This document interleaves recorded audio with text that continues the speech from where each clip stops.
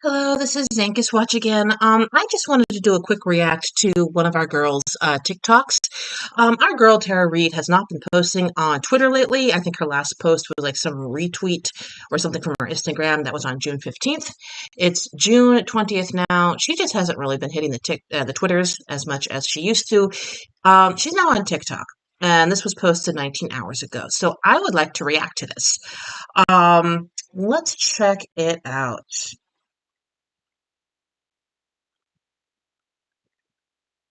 Oh, and this TikTok is titled "U.S. Foreign Policy Now Favors Solely Warmongers." You know, that dusty old 20th century term for that people who are anti-American like to post when they're upset because America interferes in their plans to try and take over another country. Part of my interview with the founder of the Indie News Network, her interview with the founder of the Indie News Network, which is an absolutely tiny pro-Kremlin network that makes a lot of pathetic stories that are complete propaganda and lies. I have really positive experiences. And when I talk about all the positives, people think I'm being propagandized or whatever. Or I'm just telling the truth. It's really a wonderful life here. I really hate this sound effect. She has it in all her TikToks. Every time there's a picture change, she does. It's like this cutesy little sound, and I hate it. It's so freaking annoying. It's like I'm being propagandized. Well, I mean, you're being paid to spout propaganda. It's pretty obvious. She's a Kremlin propagandist, but unlike Tara Reade, unlike Edward Snowden, unlike Glenn Greenwald, who actually worked very hard to get where they are in life and who actually possess a great deal of intelligence, who also are essentially better at writing or better at interacting with the public, Tara Reade's propaganda is extremely leaden. She's not a good writer. She tends to always pivot to victimhood narratives and how she's a victim. And it's just not something it's a style that's very, very unappealing. It's part of, well, many ways in which her op against Joe Biden back in 2020 collapsed. The fact she keeps pivoting to victimhood narrative every time somebody showed her story to be false, or somebody showed that her story was changing, or somebody showed that she had a background of being a con artist. Um, and even to this day, she keeps pivoting to being the victim. Or when she has to write propaganda for Russia, she sort of portrays Russia as a victim in rather a hilarious way. Um, so right now she's talking about, oh, life is so wonderful in Russia. Currently, the Russian ruble is crashing. The average Russian worker makes about 700 US dollars a month, not a week, a month. There is absolutely no free speech. It's really sad. But the architecture is nice, I guess. Here, I mean, for many people, for Russians, for foreigners, but like they really are very welcoming. And I would just encourage anyone who can to get a tourist visa and just come check it out. She's really trying to get people to get a tourist visa and visit Russia, and that's a little odd. Her Twitter account is almost all of it, not almost all of it, it is all of it Russian Kremlin propaganda. That being said, a lot of the tweets that she retweets or posts seem to be more advertisements for cafes in Russia or ads for museums. She's now sort of going into the angle of Russia's amazing. Come, please be a tourist in Russia. I think this is another angle that the Kremlin is trying to do because she doesn't used to do this. It's another angle where the Kremlin is now trying to bring tourists into Russia because, first of all, one, their economy is going way down. They need the money. And two, I think they see tourism as a sort of the next phase in their propaganda campaign. It's not just social media. I think the Chinese essentially took over social media propaganda with TikTok. And the Russian social media has gone way downhill ever since Julian Assange was arrested. That being, it just like everything in Russia has gone downhill ever since the Ukraine war. They don't have those resources anymore. So now they're just sort of rather they're trying to say, please come to Russia to be a tourist because one, we need the money, and two, it's actually a better way to put about our propaganda. Because what it will do is open your eyes to what the US government is really like, how they're gaslighting the whole population just to perpetuate war. I really hate the term gaslighting. I mean, it's being used interchangeably with lying. It's not lying. It's a very specific form of lying. It specifically says, I didn't do something when you clearly heard someone do something, or you didn't see that when you clearly saw that. It's a form of lying that's meant to question your own sanity. I find it so irritating when people use the term gaslighting and lying interchangeably. It's like using the term corgi and dog interchangeable. A corgi is a very specific type of dog. Also, gaslighting is like that's so 2017, 2018 as a term. We're no longer using the term gaslighting. Gaslighting, malignant narcissist, all those it's just I think now what is the new terms? Colonialist oppression, blah blah blah. I think that's 2024. It's anti-Semitism is now the new hot thing. So we have to take responsibility. Mom and dad aren't going to save us. We Wait, how did she spell responsibility? That's not how you spell responsibility. Responsibility, right? Does TikTok put these titles in automatically? That was my understanding. So the AI just misspelled responsibility because I don't think she is putting in these subtitles. I think they're automatically part of the software for TikTok. That's odd that they misspelled a fairly common word. Okay, that's weird. I don't do TikTok because it's basically digital fentanyl, and it's also a Chinese. I'm not going to use the word Chinese. That's racist, but it's it's a foreign. It's an op. It's a disinformation op put together by the government in China. Mom and dad aren't going to save us. We are mom and dad. We are the grown-ups in the room. Because I'll tell you what, in DC. Yeah, right. The grown-ups in the room. Listen, honey, you've been doing nothing but constantly get fired from your jobs and every single job you've taken throughout your career. You are now 60 years old. 60 years old. Despite that stupid filter you have on your face, you are old. And you have never taken responsibility. The irony of her saying that. You had to go flee to Russia because you were so stupid, first of all, in your op. And second of all, in disguising how much money that you're receiving from the Kremlin, that you were laundering through the RT column, or I think the Kremlin was laundering the fee through the RT column. This is all alleged. That being said, you've never taken responsibility. Not at all. You have no career. You've been constantly getting fired and fired and fired. And when people have talked to you, why have you not grown a career? Why are you constantly conning people? Why are you constantly lying? She never takes responsibility. She's always a victim. Right now, there are no grown-ups in the room. There's a lot of feeble-minded, psychopaths. Is that Dick Cheney?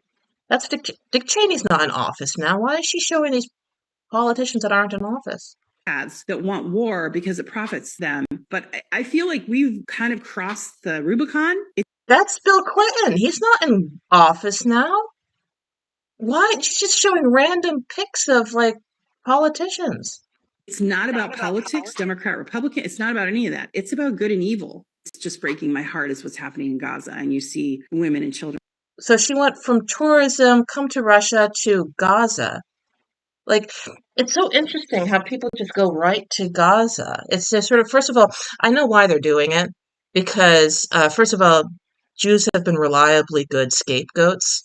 So by memory holding, essentially, October 7th, what happened with October 7th, and also by making sure that Hamas is never put under a microscope, or the fact that Hamas started this war, that Hamas has absolutely no interest in stopping this war, and that essentially there is a certain type of culture with Hamas that values martyrdom over any type of good and stable lifestyle for the people that Hamas is responsible for in the Gaza Strip. Uh, these are all details that are being flattened, memory hold, or pushed aside, and instead, uh, propagandists on TikTok, which is a Chinese app, are putting together these almost pornographic images of dead people, dead children. And the reason for this, why they're putting these images on TikTok and why they're calling conventional warfare genocide, is because they know this weakens Biden. And they want Biden weak. You know why? Because they want Biden to lose the election. Why do they want Biden to lose the election? Because China wants to invade Taiwan. And Trump has been very clear that if China invades Taiwan, the U.S. will not interfere. And if Biden wins the election and China invades Taiwan, Biden will make sure that the U.S. intervenes. So that is why China is making sure that Gaza, Gaza, Gaza is on TikTok, on all its propagandized social media apps. It wants Taiwan. And believe me, you think what's happening in Gaza is bad? If you want to see a really nasty, nasty war, watch what China will do to Taiwan when Trump is president. And it's going to affect us Americans. Even if you don't give two shits about the Taiwanese, a lot of our industries, especially our computer chips, are made in Taiwan, and that's all going to be under Chinese control. So before you start essentially parroting propaganda from TikTok, please be aware that there is a larger goal that the Chinese owned TikTok app is trying to advance. That goal is making Biden lose, Trump win, and then have Trump stand aside when China invades Taiwan. In Palestine just being, living in tents, like just trying to find some safe place to Wait, it did it again. Wait, let me just look at this. Let me just look at the subtitles. Just trying to find some safe place to be, trying to find water and food, uh living in tents, like just trying to find some wait, safe place to intense? be, I trying to think you find mean intense, like just trying to find some safe sorry, in I'm Palestine, just just being, living in you mean living in tents. Like camping tents, not living in tents. Like, oh my god, it's so intense, man. Oh my god, what are with these subtitles? Why are the subtitles so dumb? And what's with all this whipping sound? Whip, whip, it's so annoying. It's like something out of a comedy show. tents, like just trying to find some safe place to be, trying to find water and food, and they're being starved to death and then bombed. And we're all just watching it. We're not just watching it. Well, no, we're not just watching it. What's happening is that Hamas decided to attack Israel and it's locating all its bases under hospitals. And then every time we try to bring aid in, Hamas then grabs the aid and uses it to feed its militia fighters instead of allowing civilians to eat. And the fact is, Hamas is never seen as the bad guy. They started this war. They're putting their bases under hospitals. They're putting their bases in refugee camps. They're clothing their fighters in civilian clothes so that their fighters blend in with civilian populations, so that puts civilians at risk. They are taking all aid, even when the U.S. spent millions of dollars of taxpayer money trying to bring aid in to Gaza through a pier. All that aid, once it reached Gaza, was grabbed by Hamas militia fighters and given to Hamas militia fighters. No civilians received that aid. And even Israel, they're now expected to essentially feed the people who rape and kill them. That is extraordinary. Now, we do have a vested interest, and after the war is over, we have to make sure that the country that has lost the war is rebuilt because we don't want terrorism to be taken root there again after all the wars. Because we learned that after World War One. After Germany was defeated in World War One, Germany was absolutely plundered by France and many other countries, and the extraordinary poverty it went through helped give rise to the Nazi Party. We just can't let countries like sit in ruin after we invade them. We do have to help rebuild them. Um, I hope that happens in Palestine. I don't know. Palestine could be like Afghanistan, another graveyard of empires. A lot of people in Palestine, even when offered a two-state solution, like in the early 2000s, they just simply rejected it. Uh, Palestine and Hamas have a vested interest in continuing this war. And until that vested interest is neutralized and they have a stronger interest for peace and actually rebuilding the area, and also after we get rid of Netanyahu, because let's be real here. Netanyahu is also not going to allow peace to occur. So Netanyahu and Hamas both need to go. Then we have a fighting chance of Gaza rebuilding. And here's the really heartsick thing. Gaza and Israel have been at war for 75 years. If you've been at war that long, that's because both sides, not just one side, but both sides, have a vested interest in continuing the war. That war is now a business. And if you stop the war, you crash the economy that's been built on that war. So there again, that's one reason why the war won't continue. All we can really hope for is a ceasefire, and then like just extend the ceasefire out as far as possible. We're funding it and we're helping to arm the Israelis and selling them the weapons with the money that we're giving them. It's insane. We are really brainwashed here in America. It's so sad to see and so frustrating and angering. And I wake up in the People are really losing their minds because for the first time in hundreds of years of civilization, Jews are actually fighting back I mean, people are used to Jews just either dying or packing their bags and leaving. Once they're attacked, we're supposed to just leave and find another country that maybe won't attack us for 10 or 15 years, but then will probably start attacking us once a right-wing government sweeps into power or there's a war and a famine and people start blaming the Jews. This is like the first time in history, the last 75 years, that when Jews are attacked, we fight back. And that just really blows people's mind. People don't like that at all. Morning, I say, please let me not see a dead kid in my news feed this morning on Twitter. Well, not today. Sorry. Well, I mean, you're the ones retweeting those photographs. Please don't let me see a dead kid. You're retweeting the dead kids. I mean, like, what do you want?